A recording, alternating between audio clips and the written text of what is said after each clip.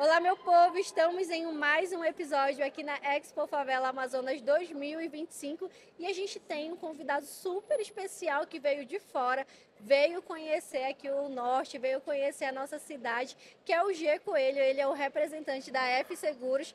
Não vou lembrar o nome do livro, que ele acabou de falar para mim aqui, mas você pode falar o nome do livro. Tava tentando, calma, gente, que já entrevistei tanta gente que não dá para lembrar de tudo, né? Então, me desculpem, mas o G veio falar um pouco sobre a F Seguros e sobre esse movimento. No off aqui a gente estava falando sobre o termo favela é visto negativamente, mas que na verdade a Expo e a CUFA vem com uma potência, vem com esse empoderamento pra gente. G, conta um pouquinho para quem está acompanhando a gente, um pouco sobre você, o que você faz, fala um pouco do seu livro também.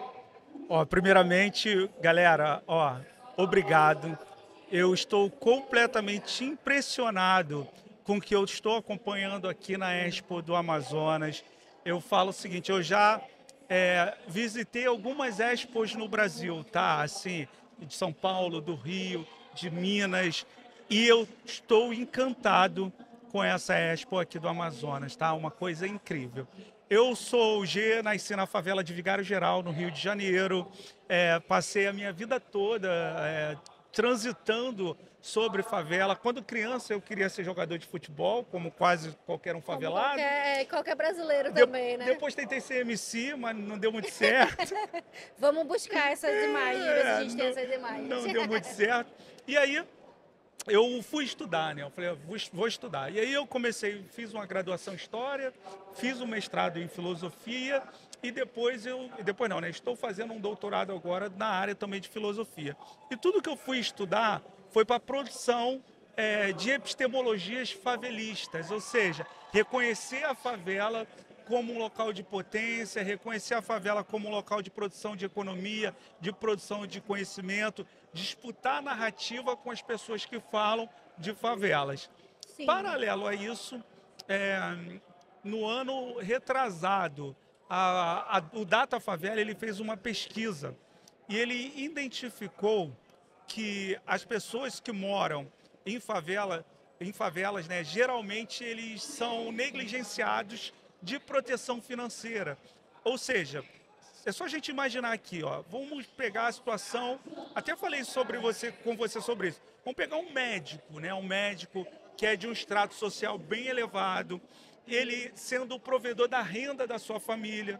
Se ele fez um planejamento para o filho dele realizar uma viagem para a Europa, para o filho dele trocar de carro, e acontece uma eventualidade e ele morre, o filho dele não vai conseguir trocar de carro. Sim. O filho dele não vai conseguir fazer aquela viagem para a Europa. E aí existe uma solução para isso, que é o quê? Que é o seguro. Então, quando você pensa, as empresas de seguros fizeram produtos para proteger economicamente essas pessoas. Mas e a gente da favela? Como a gente garante que na falta do provedor da renda, aquela pessoa que dependia do dinheiro, consiga ter o leite, consiga se deslocar até a O escola. básico, né? Realmente o básico. Básico. E é a essência do seguro. E mais, em muitos casos a gente sabe que as pessoas, para fazer o funeral, precisa fazer vaquinha, pedir dinheiro em associação de moradores. Então a Favela Seguros ela nasce a partir do entendimento que a favela precisa de proteção financeira, assim como qualquer outro extrato da sociedade. Então a gente tem uma seguradora hoje, que é uma parceria da CUFA, através da Favela Hold, com a Mag Seguros, que é uma das seguradoras mais tradicionais que a gente tem no Brasil. Essa seguradora, ela hoje disponibiliza produtos para a favela, como seguro de vida, assistência funeral, telemedicina. A gente faz sorteios também com semanais, cesta básica. Então, assim, o nosso intuito nesse momento, primário, é garantir que essas pessoas que moram em favela tenham acesso à proteção financeira como qualquer outra pessoa na sociedade. Segundo ponto, ajudar a desenvolver aquele local economicamente. Por quê? Todo mundo que trabalha na Favela Seguros distribuindo produto necessariamente mora na favela onde a gente vai vender. Ah, legal. Então, a própria pessoa que eu vou fechar o seguro, ela tá ali próximo de mim. Isso, então vamos imaginar que você mora aqui na favela da Cidade de Deus, aqui. Então a gente vai contratar um líder naquela favela, mais 10 pessoas que vão vender o seguro para aquele morador. A gente tem todos os acessos tecnológicos, como o 0800, a venda é feita através do aplicativo, mas essa humanização, que é essa relação Aproxima, né? que tem da favela, que é fantástico. Então, se tiver um sinistro, ele pode ligar para o 0800, mas ele também pode falar ali com aquela pessoa que fez o seguro para ele, entende? Show de bola, show de bola. Gia, quando a gente fala de favela, e eu queria até que você pontuasse isso pra gente, aqui no Norte a gente não tem essa... A gente não se identifica com essa palavra, né? Aqui a gente fala comunidade, periferia. Então, favela, até se você perguntar para qualquer amazonense, qualquer pessoa que mora em uma favela, você vai falar que Cidade de Deus é uma favela. A pessoa vai falar, não, não é não. Eu queria que você explicasse o que é o termo favela, né? E qual é a importância e a potência que a favela tem. Tá, vamos lá. Vou contar um pouquinho da história da favela rapidamente, tá? Pode Então, contar, assim, fica à vontade. a história da favela, ela nasce a partir da Guerra de Canudos. Lá em Canudos tinha uma vegetação que se chamava favela, ok?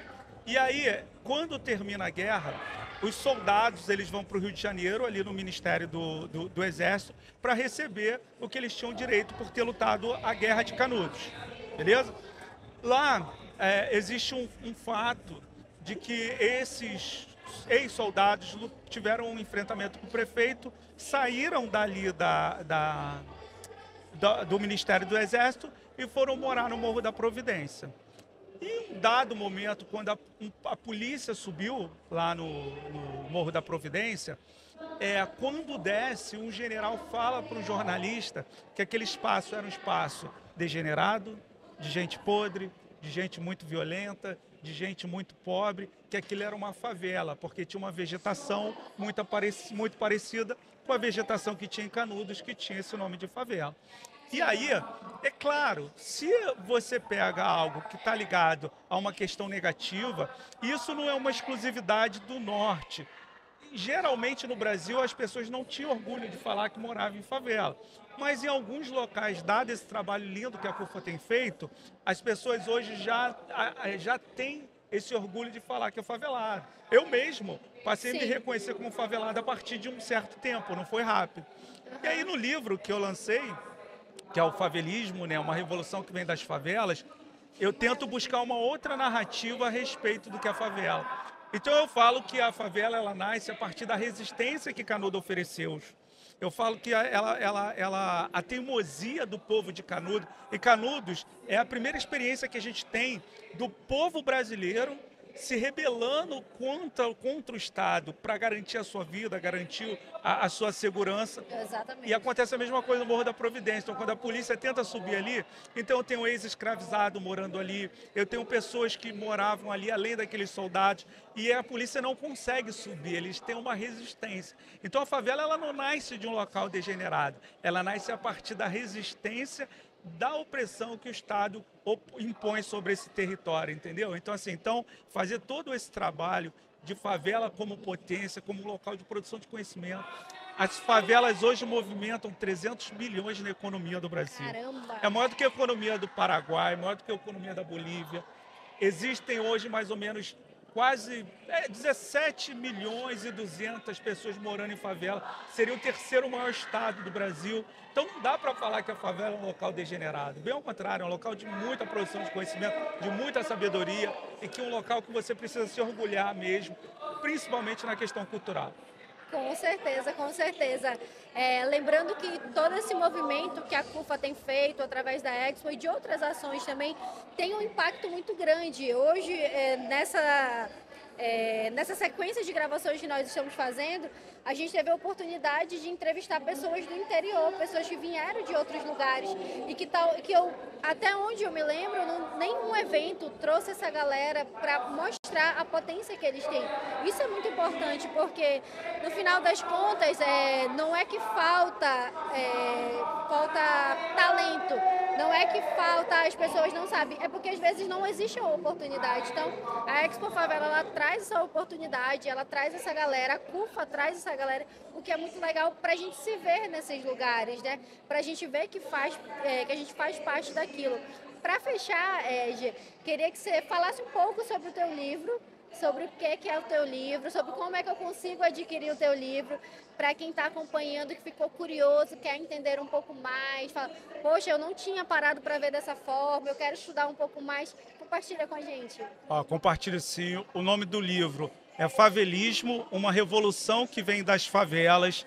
Esse livro ele está disponível em grande parte das livrarias, na Amazon, Magalu. Só você jogar ali no Google o nome do livro, você já vai achar o livro. O livro está dividido em 3 grandes blocos. O primeiro bloco é de denúncia, o que eu vou chamar de favelicídio. É o assassinato sistêmico que o Estado promove dentro das favelas. Sim. E eu não estou falando de governo, estou falando da figura do Estado. E não é só o assassinato dos corpos físicos, é o assassinato da produção de conhecimento. É eu não reconhecer, por exemplo, que o chazinho de boldo que a vovó fala que é bom para mim no momento que eu preciso, que ele não serve. E aí quando você chega no médico e vai pegar o princípio ativo do remédio que ele te deu, é daqueles mesmos chazinhos de boldo que a vovó dava. Só que ele não reconhece aquilo que o favelado fez como uma produção de conhecimento. A música, o funk, o samba, ele não é reconhecido como algo cultural, a não ser quando o Estado se apropria. Para além também dessa questão da produção de conhecimento, que o Estado não reconhece, a própria execução dos corpos físicos. No livro eu abordo pessoas que foram assassinadas, que estavam com guarda-chuva e foi confundido com uma arma, crianças soltando pipa, e relato mais de 30, 40 chacinas que aconteceram do período de 2000, 90, que foi um terrível. Segunda etapa do livro eu abordo especificamente sobre o favelismo. O que é o favelismo? É a potência que é essa favela. Então, eu vou pegar todos os pilares, vou pegar o pilar de autogestão. A gente não precisa de governo para a gente sobreviver. Ali dentro, a gente tem a nossa autogestão. A ideia de mutirão, como a gente faz uma laje. A gente se reúne, um faz a comida, outro ajuda a virar a laje. Então isso é um valor muito forte dentro das favelas. Solidariedade, o que foi feito na pandemia, as pessoas ajudando umas às outras. Então o livro ele aborda sobre isso. E a última etapa do livro, eu vou falar sobre políticas públicas, que são, na verdade, deveres que o governo teria que ter com todos os favelados e não tem. Então eu faço uma proposta de mais de 50 políticas públicas para que a favela possa, enfim, desabrochar toda essa potência que ela tem. Tá? Com certeza, olha, é maravilhoso. Para quem quiser, já entra lá na Amazon, tem nas livrarias também. E Gê, muito obrigado pela tua participação, muito obrigado por contribuir com a gente. Tenho certeza que ele vai sair daqui de Manaus ainda mais apaixonado pelo Norte. Já fez um passeio, né? Como é que foi o teu passeio? Compartilha com a gente. Não, o passeio foi incrível, incrível. Veio ao encontro das águas ali do Rio Solimões com o Rio Negro. Eu tive a oportunidade de conhecer os ribeirinhas, de fazer uma experiência uma experiência de pescar, mas não foi pescar de verdade, pirarucu. E assim, e posso falar um negócio? A culinária. Uma delícia, né? A culinária para mim me ganhou. Eu estava até falando que eu quero passar férias aqui só para poder aproveitar mais a culinária, tudo, que é incrível. Tem uma farofinha que é a coisa mais fantástica do mundo. Já comprei um monte para levar para o Rio. Olha aí, não tem como não se apaixonar pelo Norte. Gê, muito obrigada pela tua participação. E fique à vontade para conhecer, desfrutar, voltar outras vezes aqui e, é claro, falar bem da nossa cidade, que é o Norte, gente. A gente está aí, a gente está sempre procurando estar em visibilidade, trazendo os empreendedores, inovação. E é isso, muito obrigada, querido. Quer deixar um alô para alguém? Quer mandar uma mensagem? Eu só queria deixar um alô seguinte. Cheguem aqui no Alexei, cheguem na Fabiana, são pessoas incríveis. Eu queria dar 2 recadinhos. Primeiro, para o segmento privado, invista em projetos como a Expo Favela, faça investimentos, seja parceiro, porque é a capacidade que vocês têm de transformar a realidade local. E também para os agentes públicos, cara, peguem as emendas parlamentares e mandem para esses projetos aqui, porque é importante. Você, como agente público que precisa desenvolver políticas públicas, você tem que desenvolver para aquele setor que mais precisa. E quais são os setores? São as favelas. Então, assim, ó, o recado que eu queria dar era para esses dois grupos.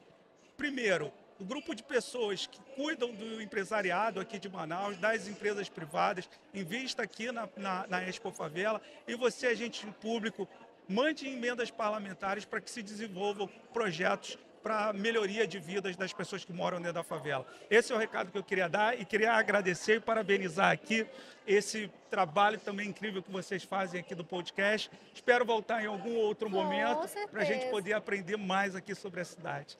Perfeito, então. Agora tu dá um tchauzinho para ali para cá. Tchau, gente. Até o próximo episódio. Tchau, gente. Até o próximo episódio.